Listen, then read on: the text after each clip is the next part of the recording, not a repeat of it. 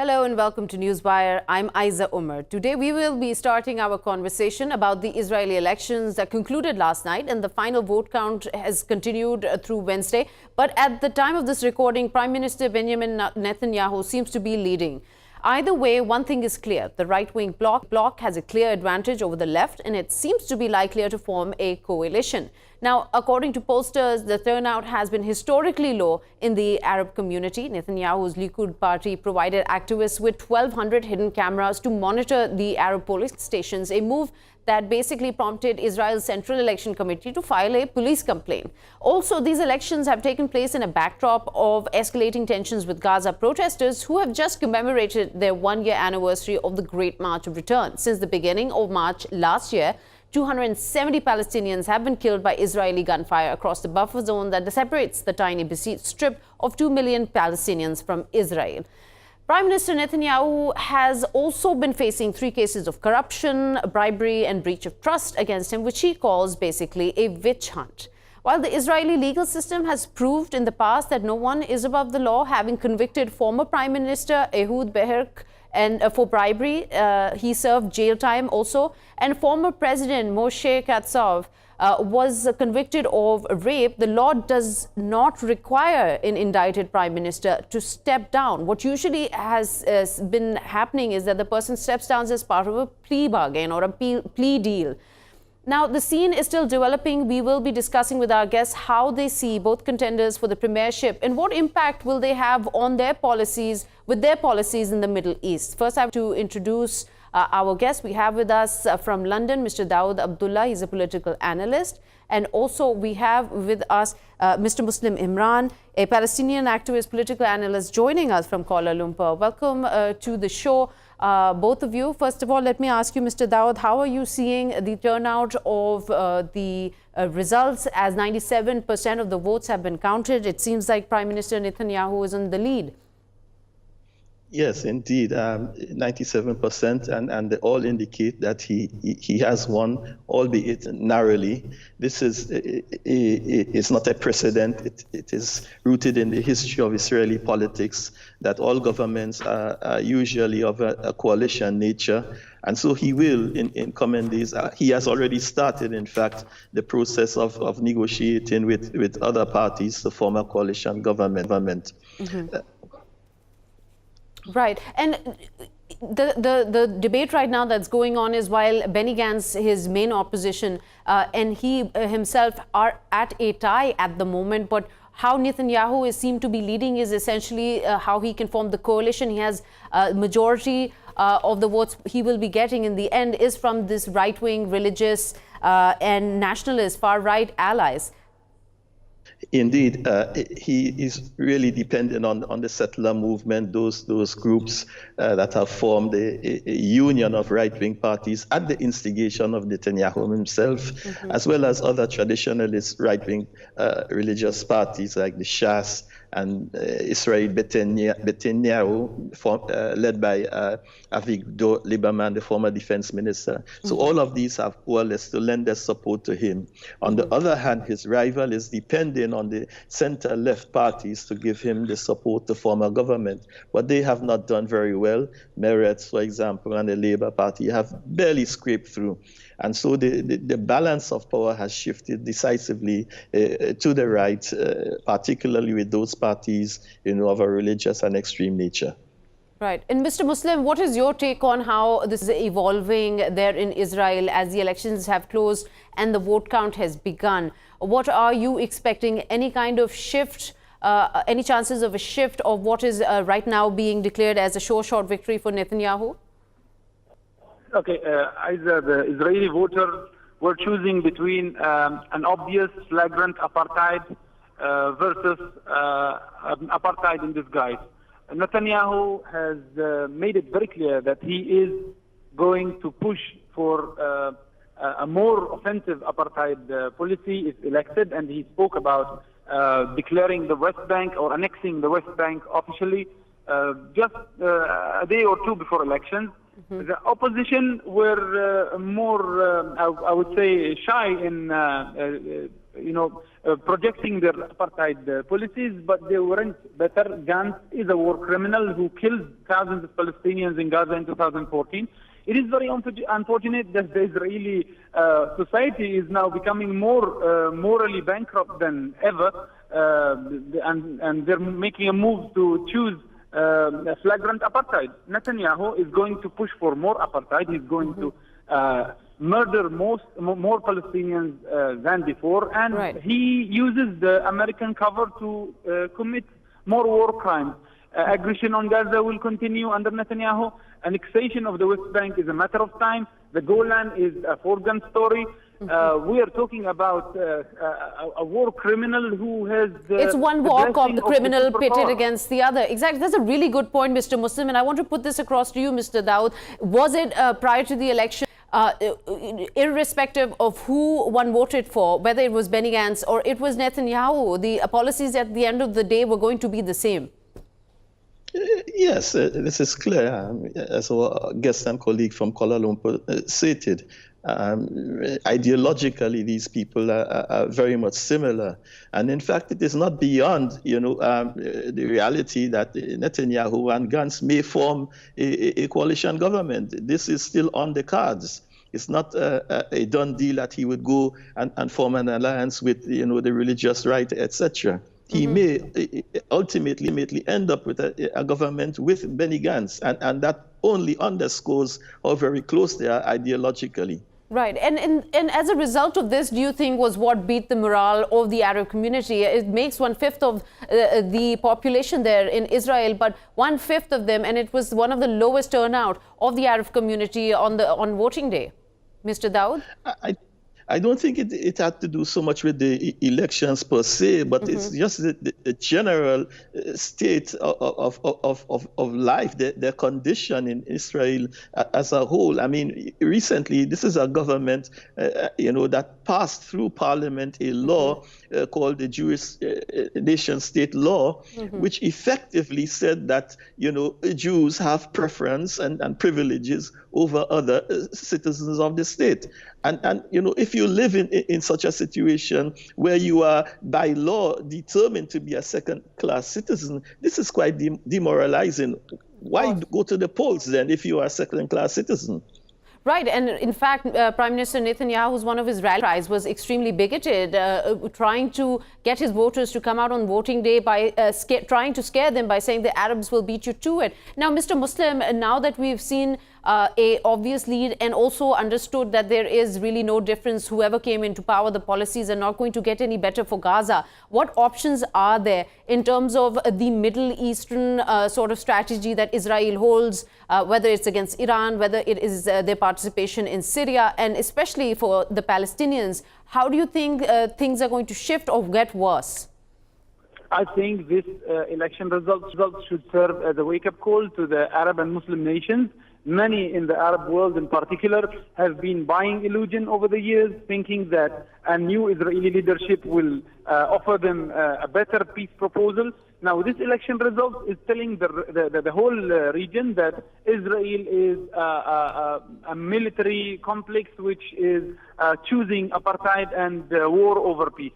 And that's why normalization efforts in the Middle East have to stop. Now, the Palestinian leadership has to wake up. It's not a leisure time where you can bet on alternatives in the Israeli society. It's very unfortunate that the Israeli society is choosing the extreme right over wisdom. They are, and you know what? The American leadership is actually offering them drugs. It's like when someone is on drugs, you're supposed to help him or her, and the American leadership is offering them more drugs. Israel is an apartheid state, a war criminal state, and President Trump is giving them more... are you talking about the... Are you referring to the concessions? Are you referring to President Trump's concessions that he's given to Netanyahu, 3 major gifts, as they call it, given by Trump? Are you referring to those? If you could elaborate for our viewers, those 3. The Golan Heights, the Trump declaration on Jerusalem, and Trump's attempts to undermine the Palestine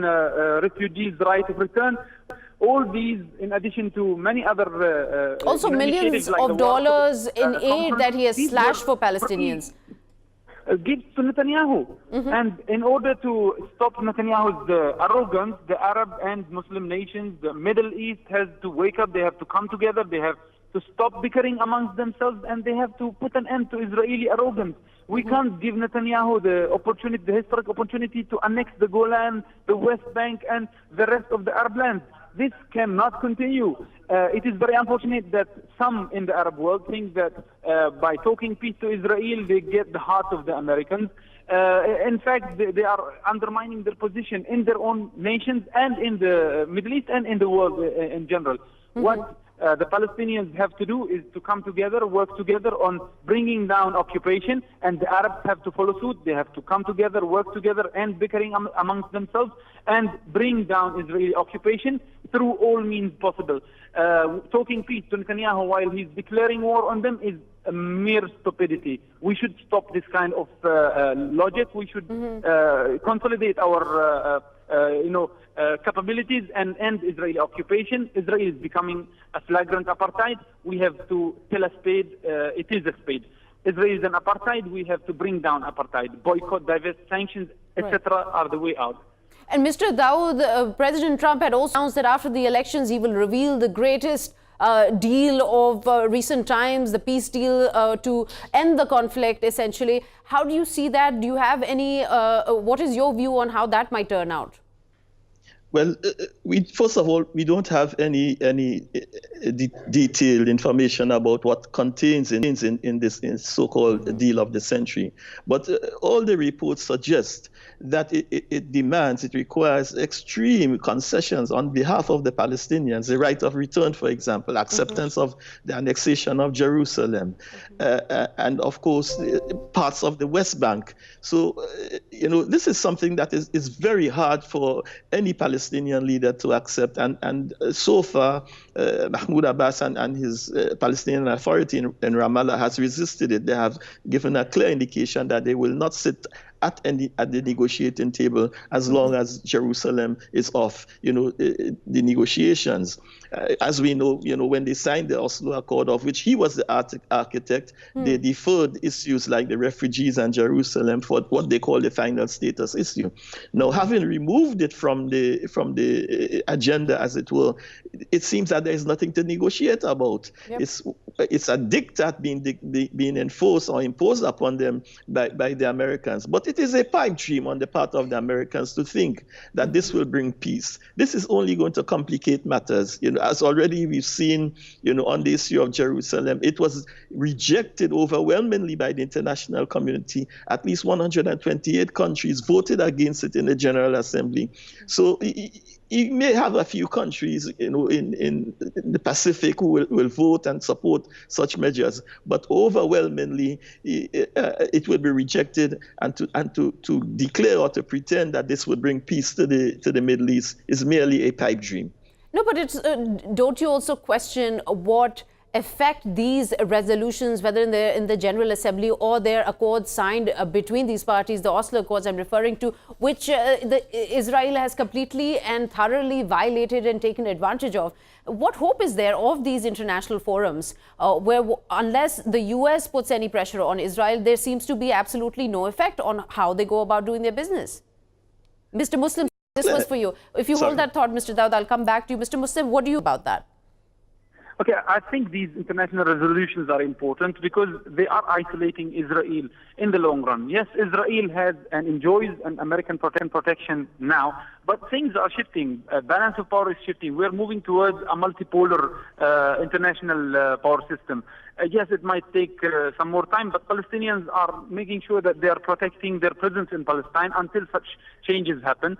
How are they making sure of that? If you were to... Yeah, I think the more international resolutions, the more international initiatives, the more isolated Israel will be. Yes, Netanyahu enjoys a cordial relationship with President Trump and enjoys some sort of relationship with some Arab and Muslim leaders.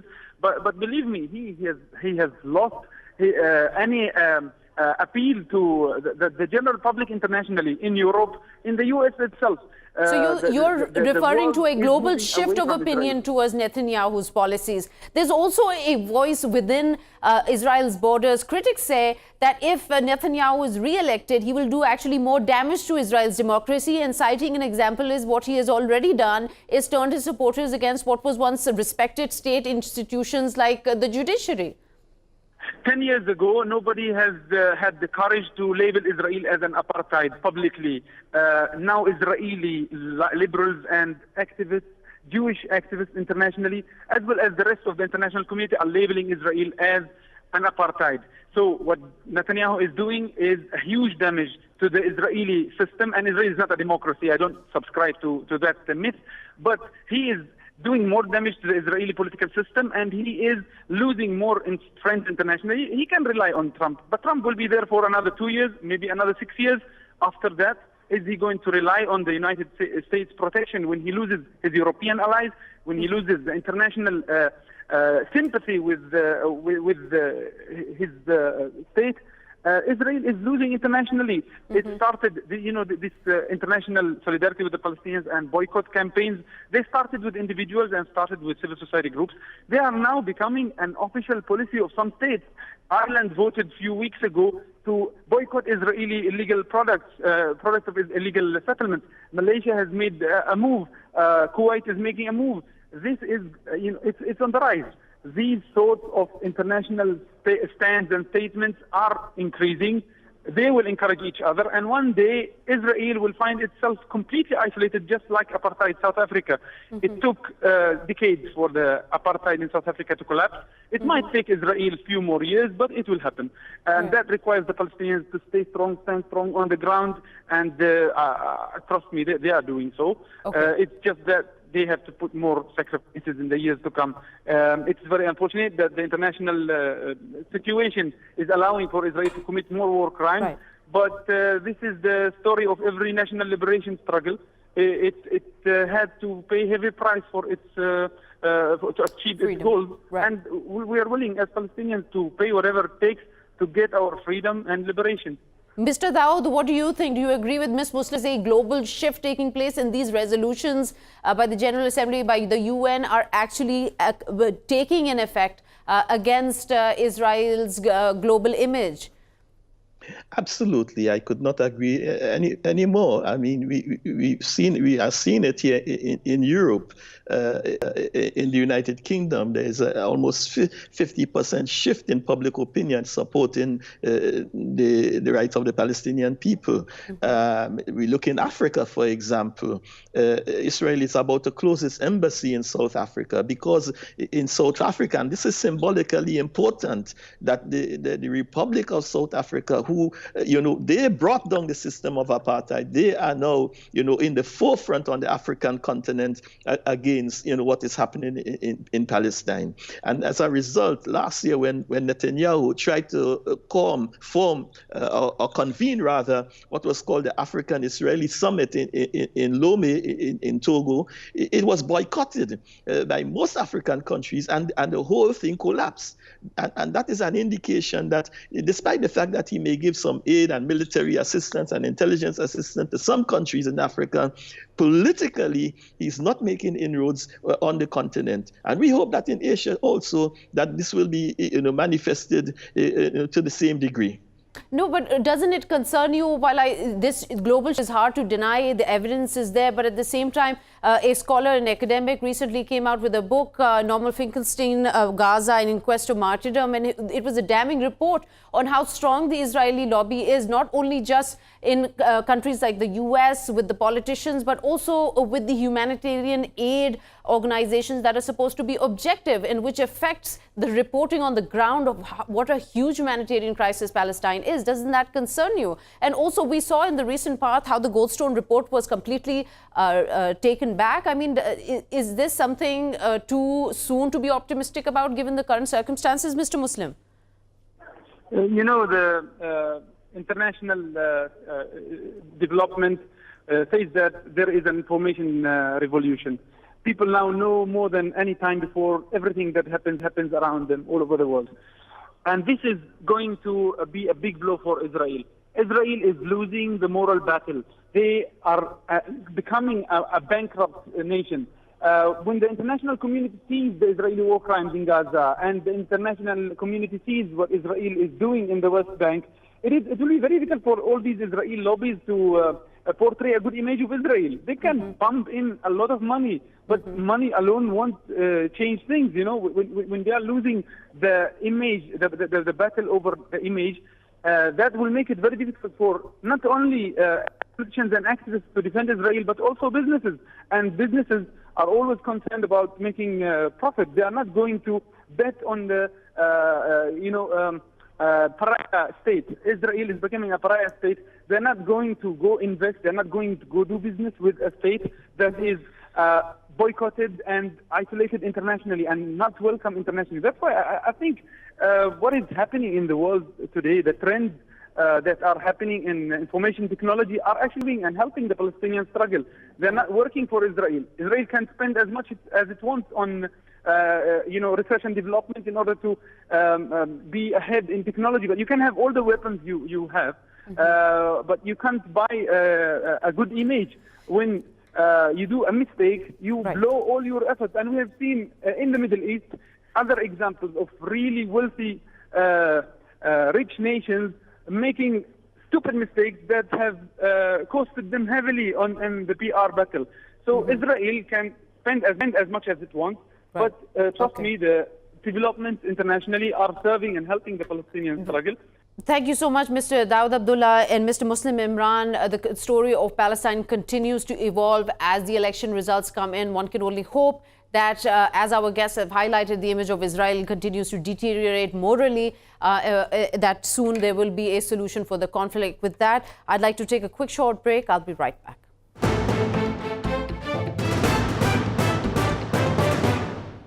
Welcome back. You're watching Newswire. The U.S. has been seeking new ways to ramp up pressure on Iran since President Trump quit the multinational Iran nuclear accord negotiated during President Barack Obama's administration. That accord essentially sought to constrain Iran's nuclear program. Now, Obama's approach was to persuade Iran to change its behavior by strengthening its links with the rest of the world. President Trump, on the other hand, has taken the complete opposite approach with a bet that economic isolation will force the regime to switch course. So far, it's not working. His latest is slapping on the foreign terrorist organization label to Iran's Islamic Revolutionary Guard Corps, an elite military force part of Iran's army. Trump has said he's doing this to maximize pressure on Iran until it behaves like a normal country, as he says. The Islamic Revolutionary Guard Corps was created after Iran's '79 revolution to support the regime and is deeply involved in the country's economy and construction. The announcement of this latest action by the U.S. comes at a time when Iran is battling floods across the country and facing difficulties as a result of U.S. sanctions. And the main rescue operations are being carried out by the very same Islamic Revolution Guard Corps. Now, as a retort to the U.S. labeling IRGC a terrorist organization, Iranian Foreign Minister Javad Zarif, addressing President Rouhani, has said that Iran's Supreme National Security Council will do the same. It will designate U.S.'s Central Command as a terrorist organization. What was U.S.'s objective in this latest move? What are the implications on Iran's already rocky economy? And how will either parties labeling each other affect relations in the near future and with the rest of the Middle East? This and more coming up in the discussion ahead. We have with Mr. Hamidreza Gholamzadeh, who is a foreign policy expert from Tehran. And also we have with us Mr. Aaron Kearney, an international law expert who is a legal research analyst and advisor specializing in international human rights with the law development in the Middle East and East Africa. Also, we have with us from Tehran, Ms. Setareh Sadeqi. She's also a political analyst. All three of you, welcome to Newswire. Let me start with you, Mr. Hamidreza. It's a simple question, honestly. What was the objective of this latest move by the U.S. on declaring IRGC a terrorist organization? Thank you very much, Ayza. No, the first point is that the United States has not been successful in this region, and they are trying to save face, and they're trying to say that we have something to do in this region. And the easiest target is Iran, to put pressure on that, because Iran has turned into a regional power and a center of the stability in this region. We can remember easily that Iran was the main player in fighting against ISIS in Iraq and in Syria, and it was even Iran which helped the United States nearly 2 decades ago in Afghanistan, fighting against Taliban at that time. And Iran is the main player. Mr. Aaron, U.S. is pretty much already maxed out Iran with all these sanctions. What was the objective, in your view, of this latest move that they've played? Yeah, thank you for having me. So I think that this latest move is really to pack in what Trump's policy on Iran is going to be. In Secretary of State Pompeo's announcement of the designation, he stated this is part of the U.S.'s policy of a maximum pressure campaign on the Iranian government, and so I think they're going to keep doing this, keep trying to attack Iran in different ways, and I think this is what the Trump administration has chosen to do. They've chosen Iran as the enemy in the region, and they're going to continue to try and manipulate the tools they have to continue to characterize it that way. Can they affect Iran economically with this new label that they've imposed on IRGC? So my understanding is that the sanctions already in place were so widespread that from an economic perspective, this doesn't really alter too much, which again shows it's more of a rhetorical tool, more of a tool that was still in Trump's bag that he could use to manipulate his policy. But yeah, there definitely will be. This is more wide-reaching with associates, right? So those associated with the IRGC around the globe now have to be wary of their interactions, and so it does expand economic pressure in that way. But the overall effect will probably be quite slight. Mr. Hamidreza, what was the main purpose of this objective, considering that U.S. has already maxed out on these sanctions that essentially don't allow Iran to maneuver at all in international trade?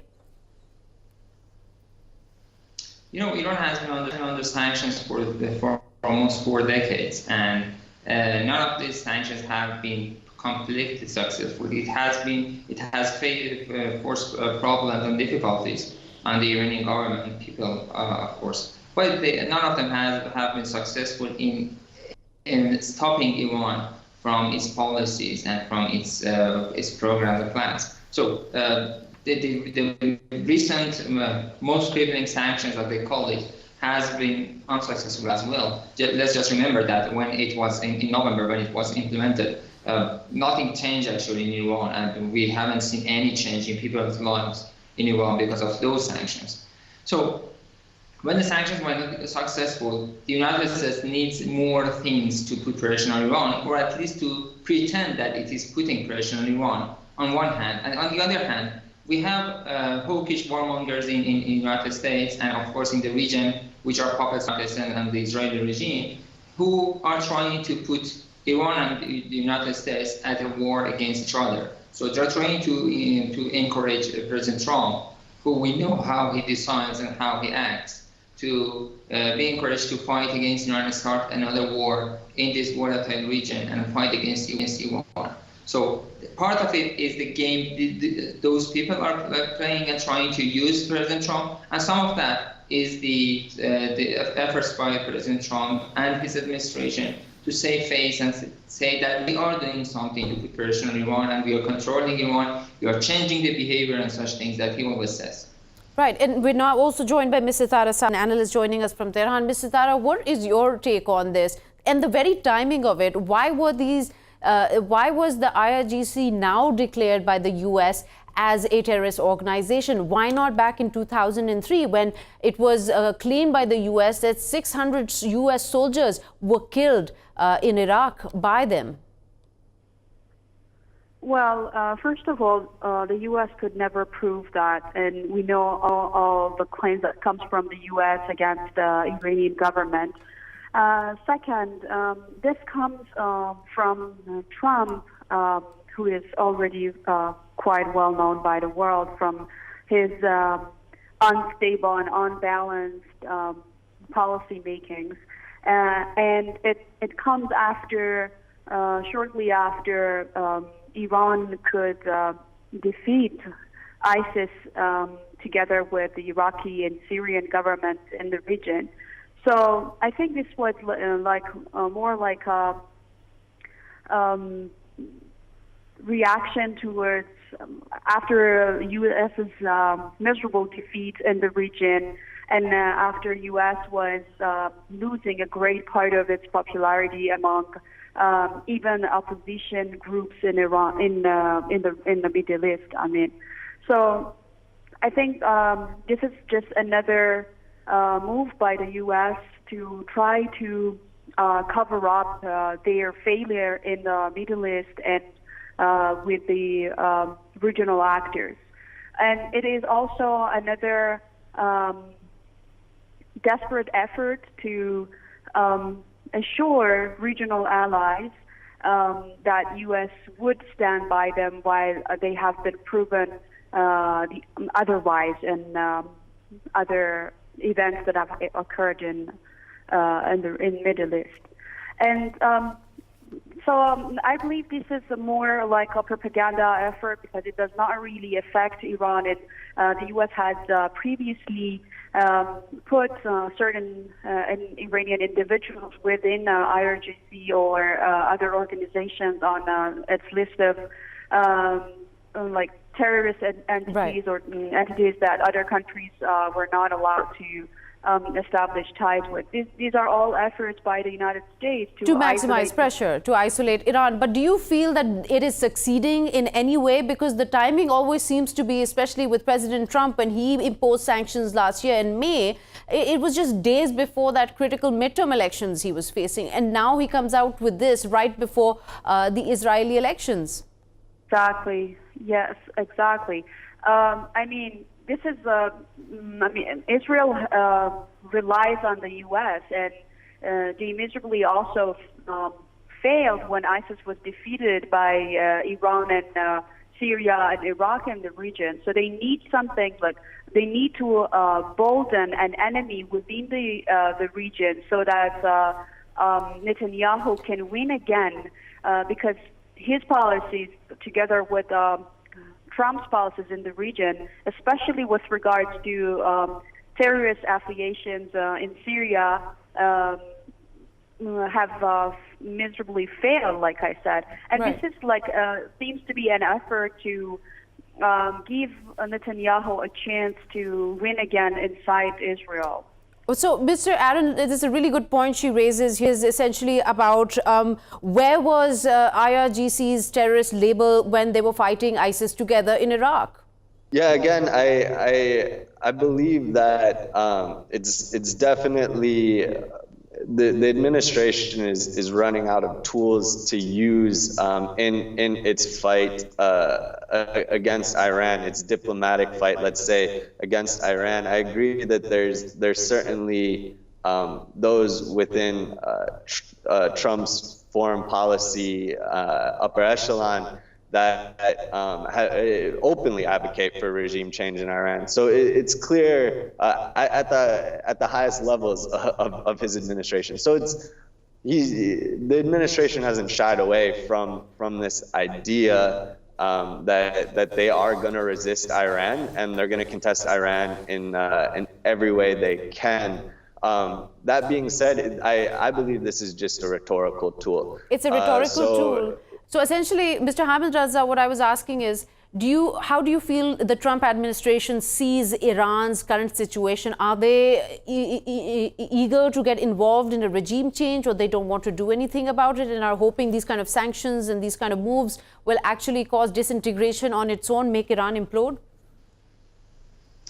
The regime change has been a very wish of the American officials from the very beginning of the Islamic revolution. And there is no surprise that President Trump is also looking for that. But the aim of the sanctions mainly is to dissatisfy people in Iran and to help to make them actually angry with the government and with the officials inside Iran, so that they might protest against the revolution and the officials, which I don't see any likely to that. But regarding the time of the recent announcement, I wanted to add something because it comes to this question as well.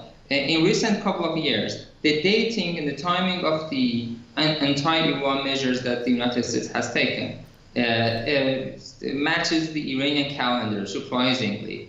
The announcement was just the day named after the IRGC, commemorating IRGC on the Iranian calendar, which was 2 days ago on Monday.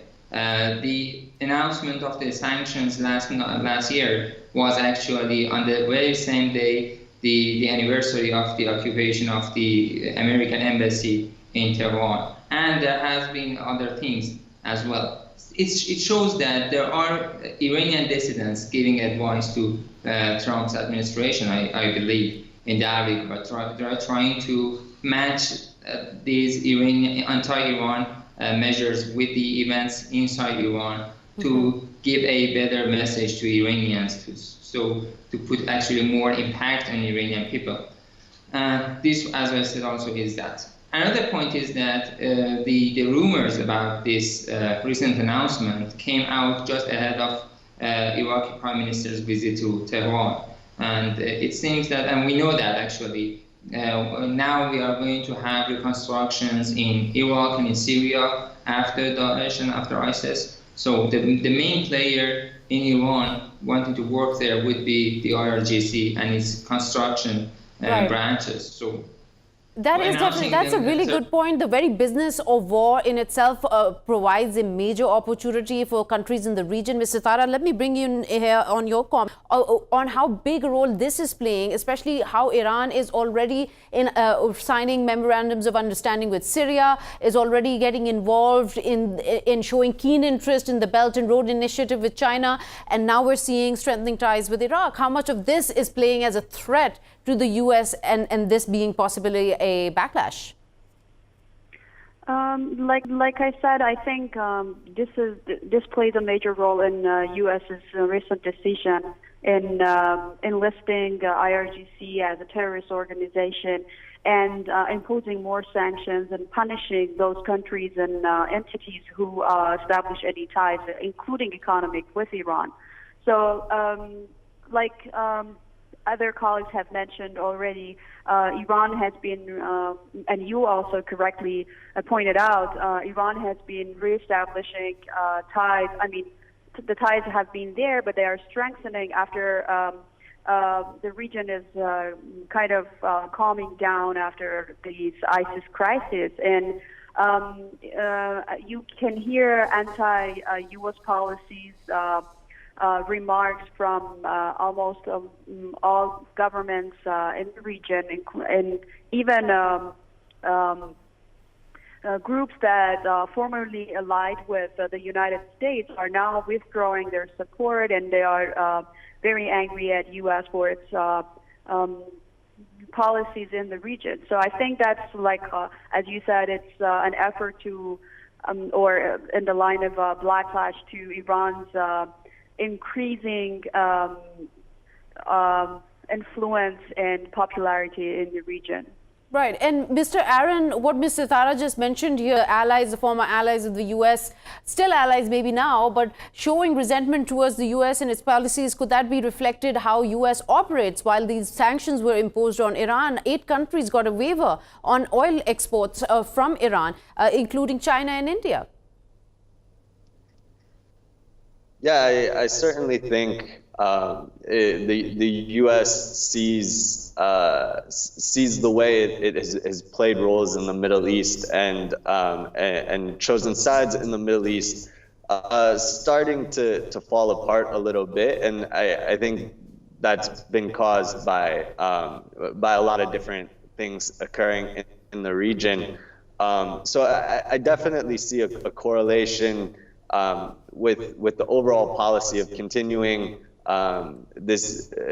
continuing to try and isolate Iran geopolitically. But again, it is more rhetorical and in line with an overall policy initiative and overall policy stance the Trump administration is going to take. And past U.S. administrations have also discussed this. I don't think it got to any serious level of consideration. So the whole idea isn't new. I think Trump is just running out of tools, and he needs to stick to this hard line. And so even as his allies and others in the region start to, and globally actually, especially with other countries trying to maintain the JCPOA,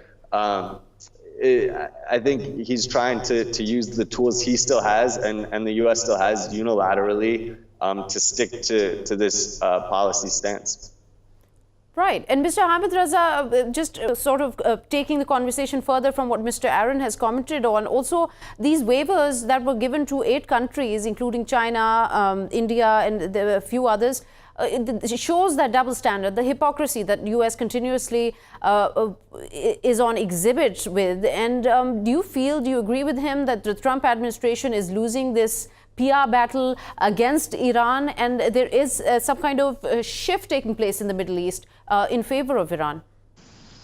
I do believe that. It's not something new because it's not possible to actually in practice make Iran's oil export zero. If you remember, many years ago, President Obama also tried to put sanction on Iranian oil actually, and many countries in the world did not obey the sanctions, and he had to add to some waivers, something like the waiver to that, add some conditions to that every time, so that not to be forced to cancel actually the sanction he had named. So the same thing has happened now with President Trump. He knows that he cannot make it zero. So what he did was to put waivers on that, and it shows actually. He says they have said that we have 2 or 3 countries from those 8 countries who have made their oil imports from Iran zero, but it doesn't seem to be at least true for all the countries. It cannot happen for all the countries to.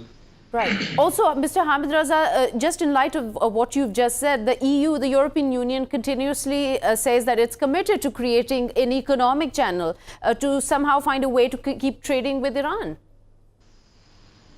That's the point. As I said, the players in the global players actually are not putting all their eggs in one basket, and these dynamism of power and the relationship between all the players in the international politics does not allow them to stop buying Iranian oil, regardless of the technicalities, regardless of the quality of oil and such things.